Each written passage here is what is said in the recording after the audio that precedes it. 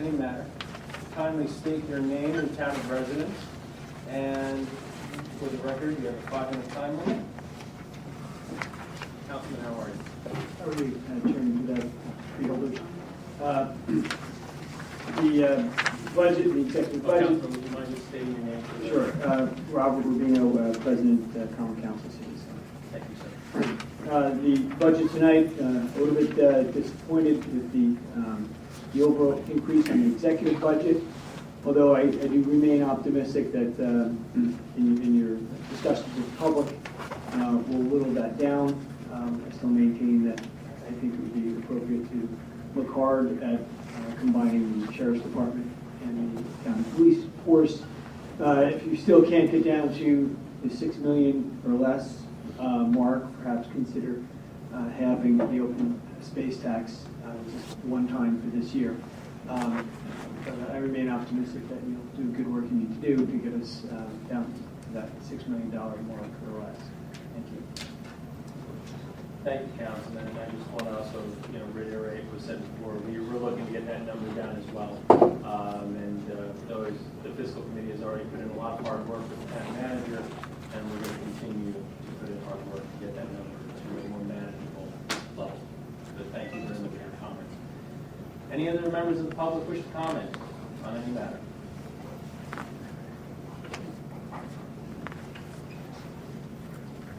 Pat Moschetti, New Providence. Just to piggyback on that topic, the New Providence Council, their preliminary budget for the municipal part of New Providence is earmarked to be about $53 increase. I believe I heard tonight $83 for the average Union County household.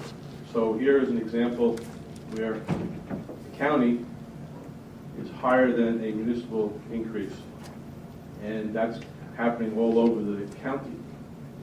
One of the reasons you also mentioned previously that there's a big drop-off in property values in the county. When you overtax people, they tend to leave, and no one takes their place. But part of the problem is overtaxation.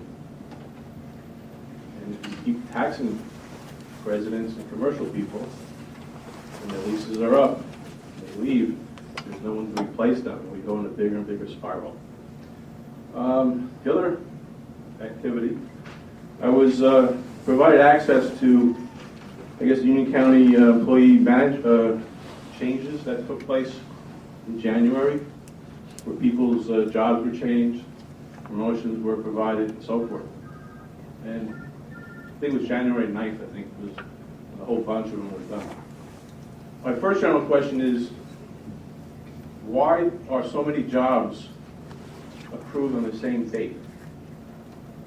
If there's an opening maybe 2 or 3 months, why do you wait for a whole one time to have them all done together? Doesn't that organization suffer when the position is not filled as fast as it could be? It's a general observation.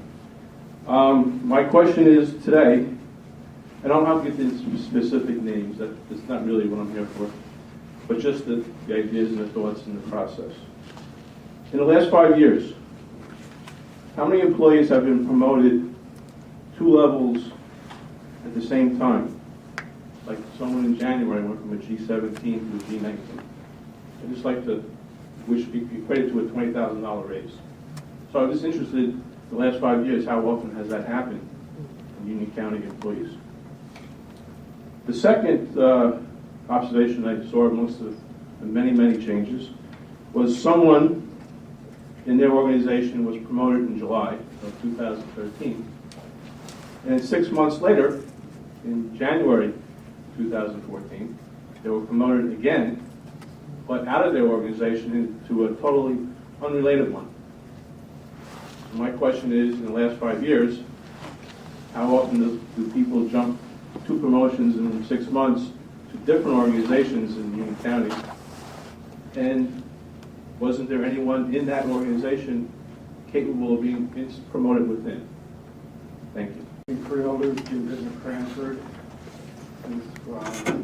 Obviously, we will not be answering any questions that we don't want to provide answers to tonight. I guess this is just the comments portion of the meeting. Well, I would like to bring the board's attention to an article that appeared in the Westfield Leader of February 13th. And I'll just read from the article verbatim. Cryan, Rutgers should tell details of Big East deal. Assemblyman Joseph Cryan, Democrat of Union, released the following statement regarding Rutgers University's tentative deal with the Big East over exit fees.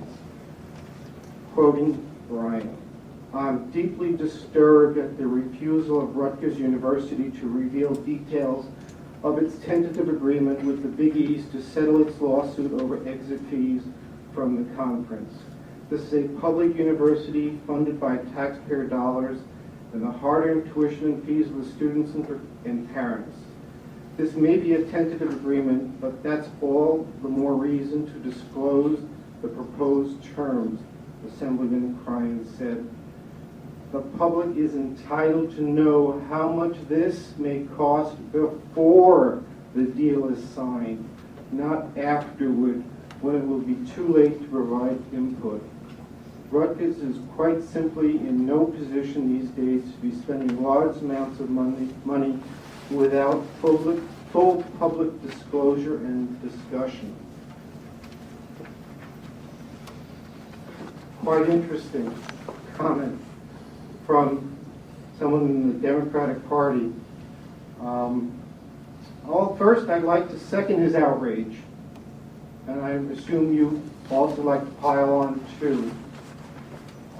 It would be nice if this board would also afford the taxpayers of Union County the same rights that he's asking for here.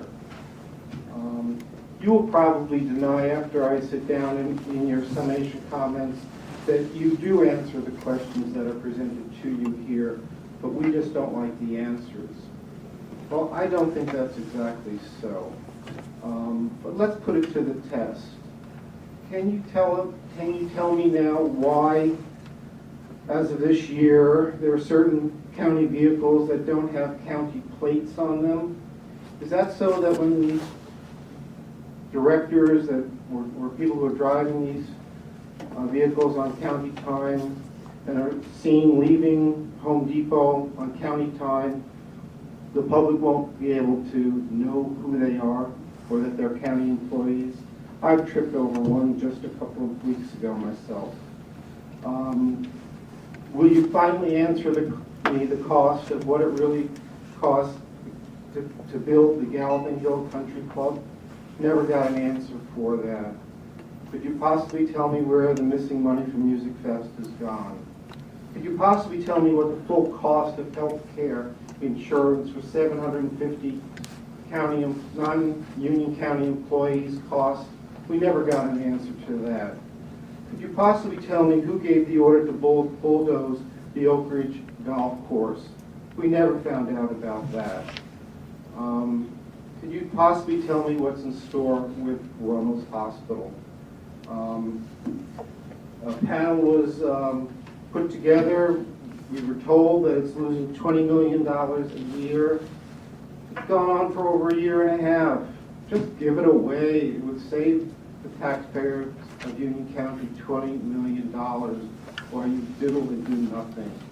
But if you'd like to answer the questions, I'd be willing to wait and listen. I'm very curious. But please try to afford the taxpayers of Union County the same courtesy that Assemblyman Ryan is asking for. I'll take that as a no. Any other members of the public?